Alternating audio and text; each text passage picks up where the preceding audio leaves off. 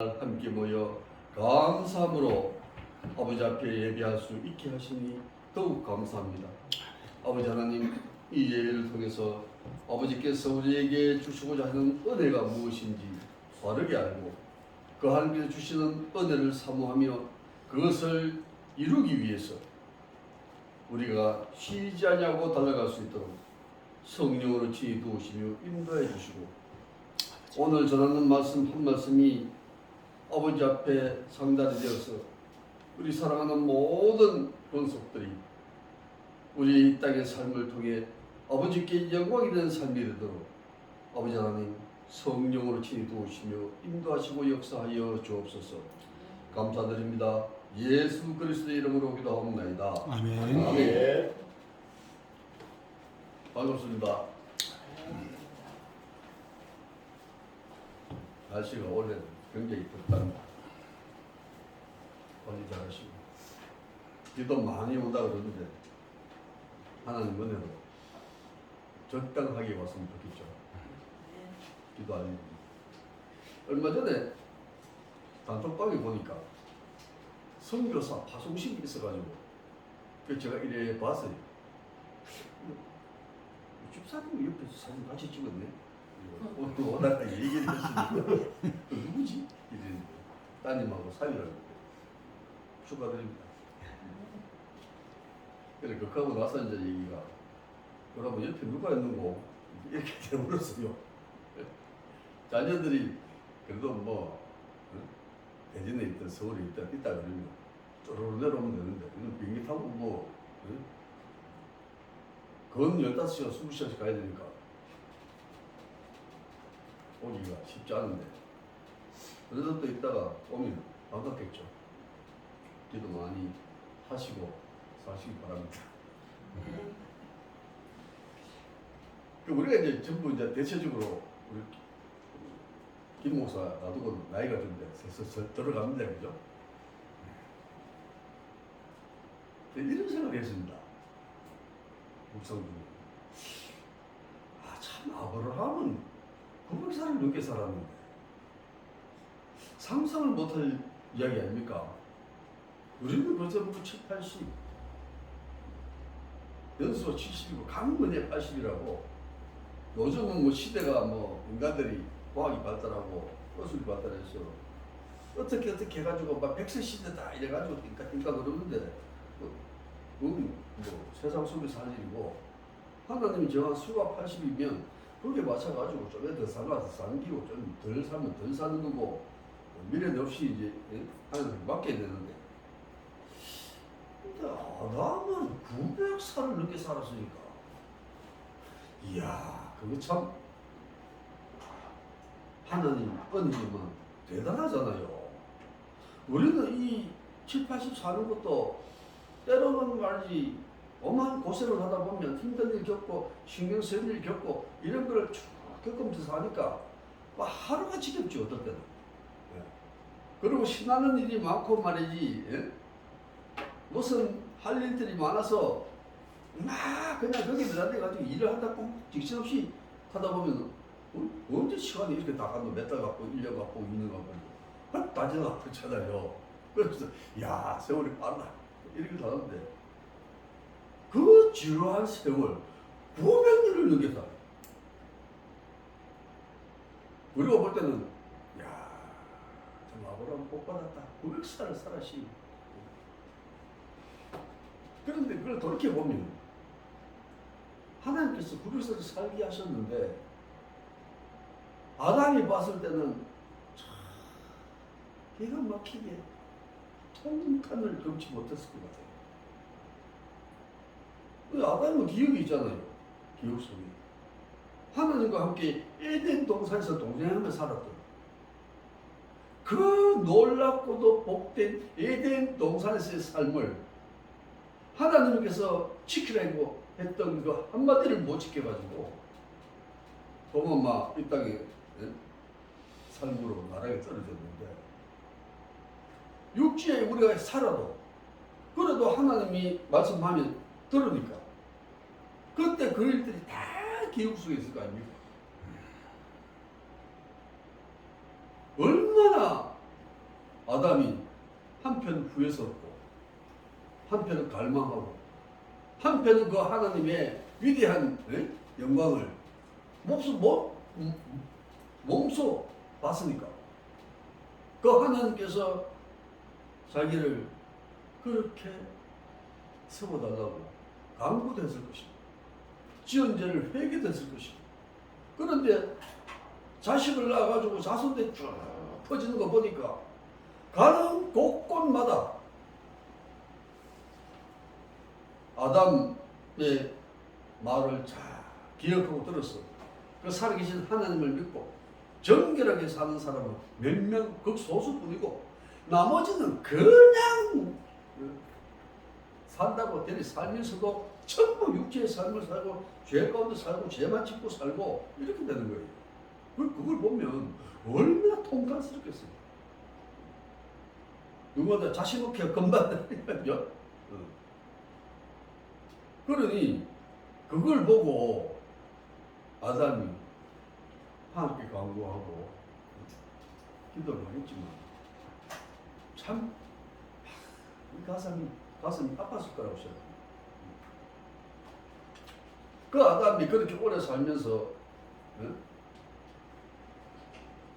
처음에 가인을 낳고 그 다음에 아벨을 낳고 그래 살았는데 가인이 어느 날 아벨을 갖다 죽여버렸네요. 그 부모로서 기가 막히잖아요. 그런데 참 뭐 보면 그래요. 가인은 족보가 고래 가지고 쭉 내려가다가 마지막에 라멕이라는 인물한테 옵니다.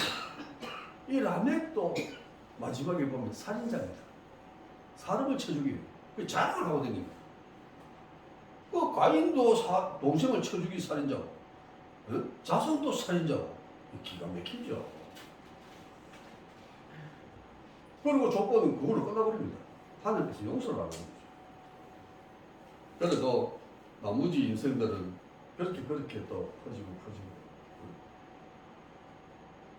노아 때까지 노아에 와서 이제 홍수로 세상을 멸하시는데 어떻습니까?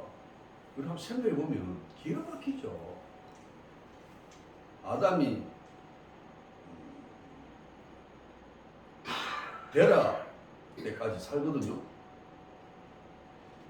세상이 얼마나 악한지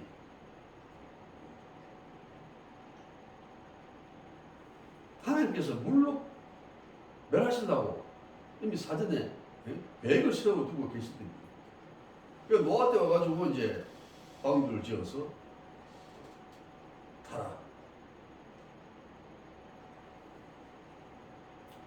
그러면 거기에 아담의 자손 노아 말고도 또 있을 것이고 거기에 데라의 또 후손들도 지 말고 또 있을 것이고 아버지 라멕의 후손들 지 말고 또 형제들도 혹시 있을 것이고 뭐 사촌들도 팔촌들도 뭐 이게 있을 것인데 그렇게 이어져오는 적통의 자손들도 그렇게 세상 속에 있을 것임에도 불구하고 이 노아가 방주를 지으면서 전도를 해가지고 하나님 심판이 임한다고 말이지. 문제에 합류하라고 그렇게 해도 끝까지 참여를 안 하고 노아가 방주 들어가는데 가족만 딱 남고 나머지는 다 점유돼. 이걸 보면 얼마나 죄악이 참 참고하고 죄악이 진짜 참 끈질기고 속속들이 인간을 그냥 두지 않는다 그럴 정도로 무지막장을 보여줬어. 그러니까 우리가 거기서 이제 헤어나야지. 그 헤어나야 되는 게 뭐 따로 있겠습니까? 우리가 말씀드렸듯이 욕심이 잉태한 적 죄를 낳고 죄가 장성하니까 사망이 온다. 어떤 때는 그런 생각을 해봅니다. 이거 나는 내 아이들한테 어떻게든 간에 낳고 키운다고 키하고 야들도 죄인이네. 저도 죄인이고, 이거 안 나왔으면 그건 저것도 죄인이 아닐긴데. 놓는 바람에 죄인이네. 원정이어서 왔으니까. 그럼 주거를 안 놓는 방법은 없었나? 있었다. 뭔데? 결혼 안 해야지. 이게 참 웃긴 얘기입니다. 장성에서 짝을 만나가 결혼을 하고 그래가지고 이제 신혼생활을 하니까 먼저 애가 나잖아요.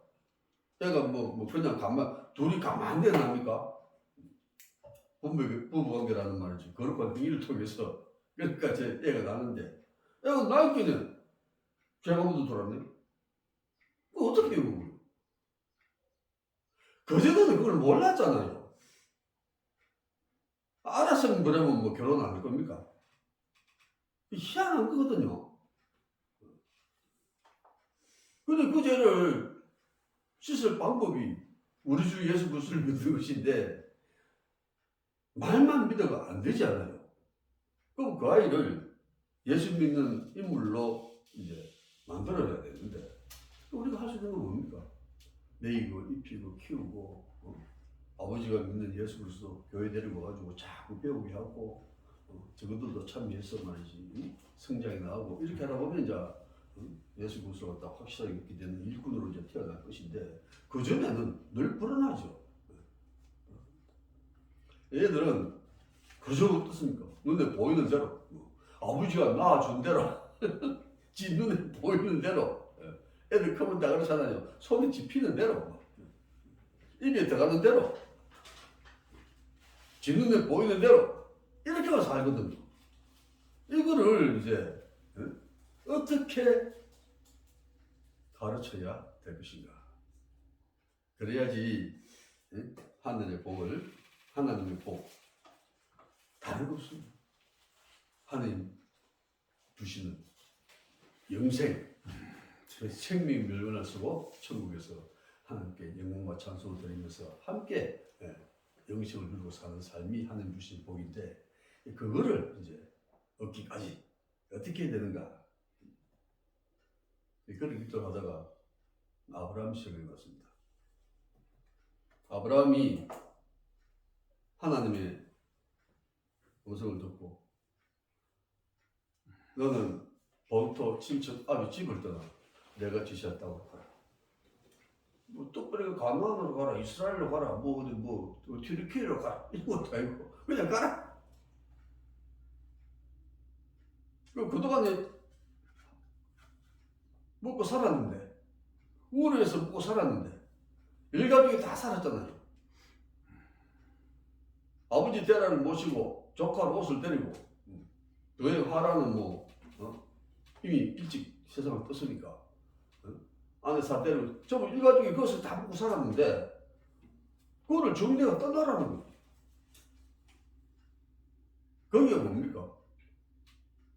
우리가 흔히 생각할 수 있는 우상의 도시, 죄악의 도시 이렇게 말씀할 수가 있는데 하여튼 이 세상 땅 사는 삶은 어떻든 간에 죄악 가운데 사는 삶이기 때문에 그렇게 표현할 수가 있습니다. 거기서 떠나라는 거죠. 아니 먹고 사는 터전이 거기 있는데 떠나라 하면 어떻게 해요? 잘 못 떠나죠. 그래서 아브라함도 준비 연기도 하고 새로운 계획대로 사업을 하던 거 있다면 그 완성될 때까지라든지 뭐 이런 이제 등등의 핑계를 대고 있을 수가 있는데 참 용감하게도 정리가 떠납니다. 우리 이런 거 참 쉽지 않습니다. 생활 속에서. 우리 아이가 일본에 있을 때 나는 어릴 때 일본에 선교사로 가겠다고 서원을 했는데 이게 제 마음대로 좀 까부러운 적이 있어서 선교사도 못 가고 일본 가긴 갔습니다. 일도 잘하고 지금도 나중에 기회 따서 일본으로 내가 알고 있는데 일본 가가지고 있으면서 생활하니까 거기가 터진이잖아요. 한국에 들어오라 안 들어오는 거예요. 왜? 지가 거기서 생활하고 살고 있으니까 들어오라고 안 들어와요. 나중에 결국 이제 관건회가 돌았는데 저는 늘 아쉽죠. 앞으로 일본은 이제 선교사로 이제 갈 때까지 저는 이제 한국에 있으면서 가전 연단을 받고 가전 이제 고난을 받고 그 시험을 다 이기내야 지가 이제 어릴 때 지가 서원했던 그 서원이 생각이 확실하게 날 거 아닙니까? 그러면 그때 가면 이제 일본으로 가게 되는 길을 걸어가겠죠, 선교사로. 우리 작은 아들은 너는 목사해라. 아버지는 뭐 아버지가 목사인데 뭐 아들 뭐 목사라 합니까? 왜? 목사? 나는 왜? 나는 그 일해가지고 사업해가지고 돈을 막 벌이가 그거 가지고 말이지 이웃들에게 헌신할 겁니다. 그래 하긴 하는데 그것도 헌신해라 하지 말라 하는데 목사해라 안 그래가지고 지금 양당간에 그거 있습니다. 이게 뭐냐면 누구라도 자기가 먹고 사는 생업의 문제에서 그만둬라 그러면 참 어렵습니다. 이거를 우리 기독교인들이 잘 알아요. 아이고 그래도 하나님께서 이래 주신 게 있는데 하는 데까지 열심히 해야지. 다 그렇게 삽니다. 나쁜 거 아니에요. 그런데 적어도 주의 종이 됐다든지 하나님 앞에 어떻게든 쓰임받아서 하나님의 영광을 드러내는 극적인 장면에서 쓰임받은 인물들은 그걸 한 번쯤은 다 경험한다는 거죠. 그래서 목금을 포도청인데 그만두라 하게 되고 못 그만두지만 아브라함은 두고 떠납니다. 그 대단한 겁니다. 그런 거를 갖다가 겪고 이겨내야 되는 거죠. 믿음. 하나님 말씀 안 듣고 집 만들어 갔으면 이게 또 집합되지만 하나님께서 가자 했으니까 뭔지는 잘 모르지만은 가자 이래가지고 씩씩하게 간 거예요. 이거 대단한 용기입니다 이거.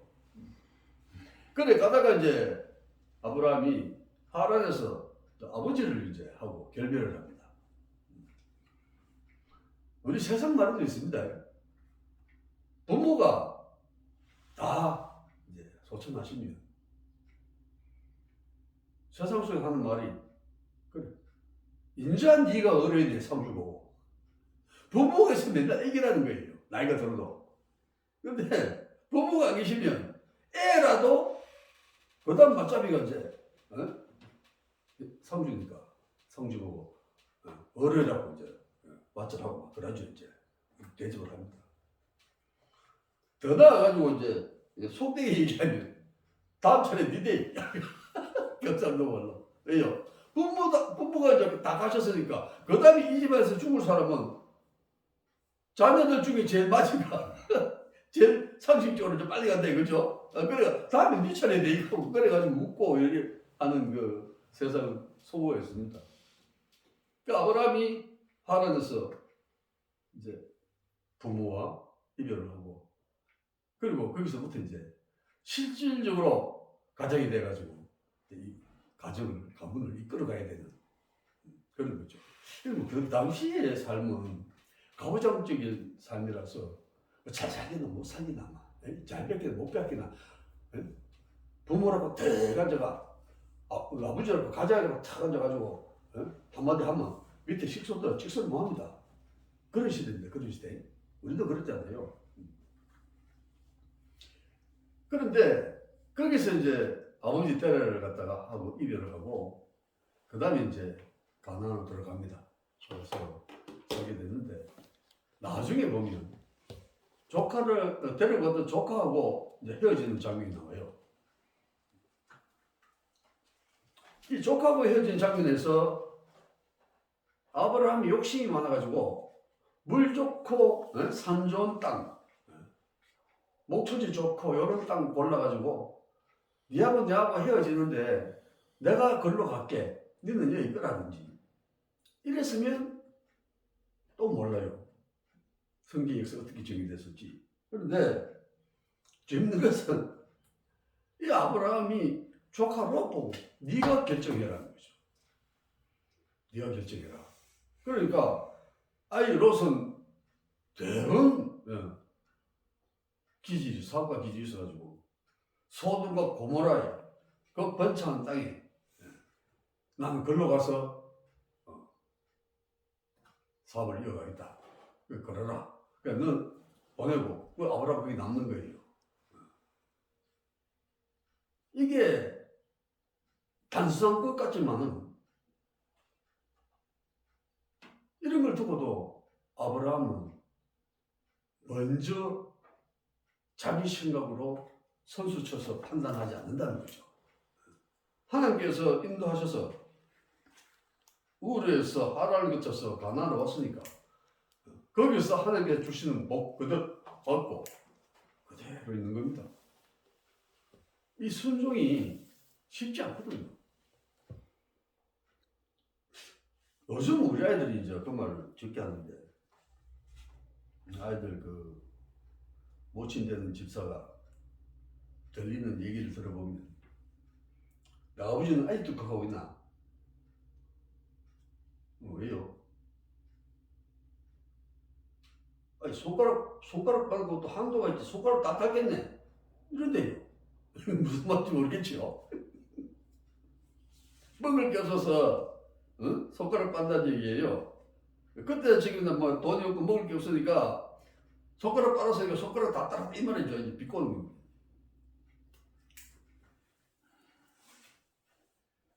그?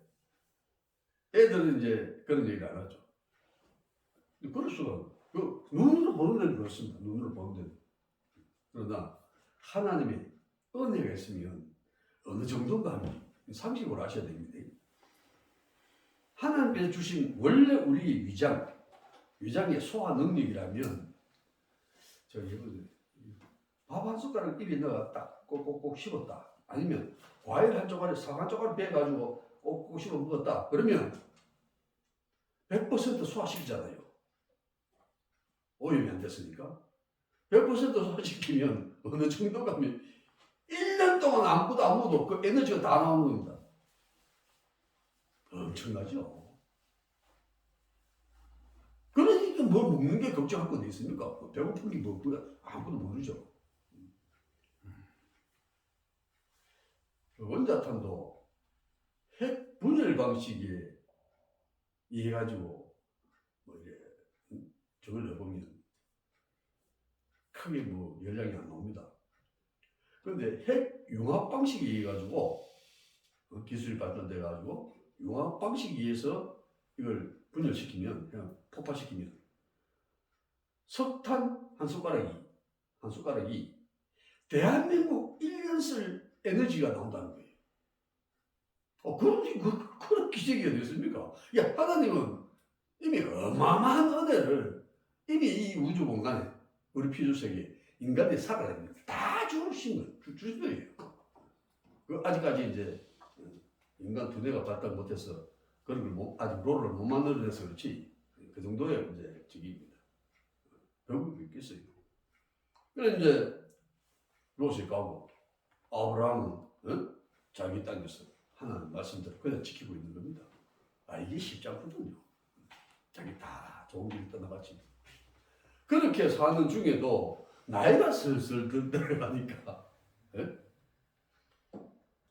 아니 뭐 사람은 살고 나이 70, 80대가 살지만 그 육신을 가지고 서게 전혀 걱정되잖아요. 본능적이기도 하고 자녀가 없으니까 그렇게 이제 집에 데리고 또 몸종을 이제 취해가지고 자식을 낳아요. 이를 얼마나 좋습니까? 아들이 낳았으니 막 어쨌든 저쨌든 막 아들 낳았으니 좋은 거예요. 처음에는 뭐 몸종이고 사라가 본부인으로 가 있긴 해. 처음에 뭐 살아오는 과정이 있어가지고 그래 나도 조심스럽고 말도 곱게 하고 이러지만 시간이 나가 아가 시간이 잘 크고 말이지 이러니까 아 몸종 하갈이 이스마엘 엄마가 힘이 나거든요. 응? 슬슬 이제 때로는 한마디씩 봉봉 비꼬기도 하고 때로는 말이지 무시하기도 하고 이런 일이 이제 벌어지기 시작합니다. 그러니 어떻게 해요? 아브라함은 극하기나 말하기나 지금 아들한테 빠져가지고 막이 육체로 얻은 아들 빠져가지고 막 그거 이제 정신이 없는데 하나님께서 갈라버리죠. 보내라. 하나님 명령인데 뭐. 그래서 하갈하고 이스마엘을 보내버립니다. 순수하게 아브라함이 지 육신의 생각대로 애를 낳아가지고 그렇게 살던 그 한순간의 기쁨도 하나님께서 보내라. 그런 거는 우리 신앙생활 속에서 늘 여기지만 내가 내 생각으로 내 육체적인 기쁨을 누렸다면 그거는 버려야 돼. 아까 이런 점 우리가 신앙생활에서 유념하고 찾아봐야 될 부분입니다. 그래가지고 이제 힘들게 뒤에 가서 이삭을 낳았는데 이제 본차에서 났으니까 더없이 이제거든 막 어디 가도 막 한가도 있고 이래서 아가 잘 크고 있는데 하나님께서 어느 날 아브라함한테 이삭을 번제물로 바쳐라. 기가 찰 일이죠. 아마 여러분들도 자식을 갖다 바쳐 첨의 자식도 아니고 본처의 자식 그 귀한 외아들 하는 것도 낳았는데 그걸 갖다 바치는 그러면 쉽습니까? 어렵죠.